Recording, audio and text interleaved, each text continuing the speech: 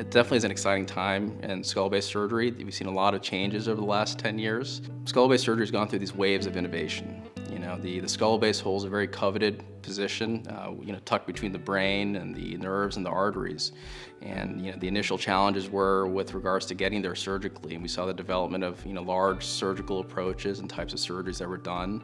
Then we saw the development of minimally invasive endonasal approaches, going through the nasal cavity using endoscopes to take these tumors out. We've seen advancements in MRI imaging. We've seen advancements in terms of our ability to monitor nerve function during surgery, and that also has helped us reduce complications and improve patient outcomes as a result of surgery.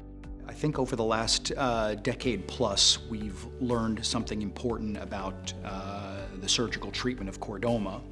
We've confirmed that as a primary malignant bone tumor, it ought to be treated as such, and that our goal of a surgical intervention, at least a priori, ought to be removing the tumor all in one piece and getting a successful en bloc resection. We've established that local recurrence and, depending on the study, sometimes survival are impacted positively by performing that type of surgery. Some of the technical advances have been how we make our bone cuts very precisely in an effort to remove the tumor all in one piece and spare the nerves, how we put the spine back together when we're done in a way that's going to be durable and heal and give the patient good function. And I think that's where our biggest surgical evolutions have been.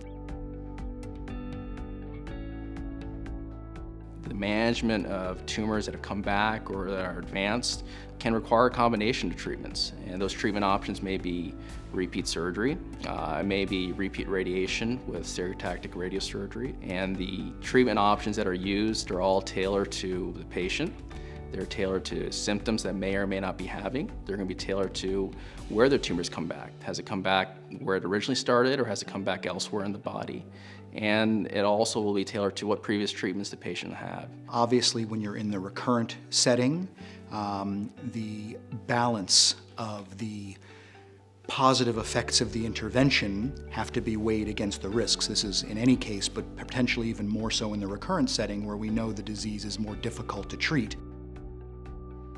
To get patients safely through these surgeries with a good outcome takes a village. I find it very reassuring that I know that I have colleagues in all different disciplines that I can rely on to help me take care of these patients. I think the management in this situation is dependent on having your A-team, having an army of clinicians who are experienced in this disease, taking care of this disease.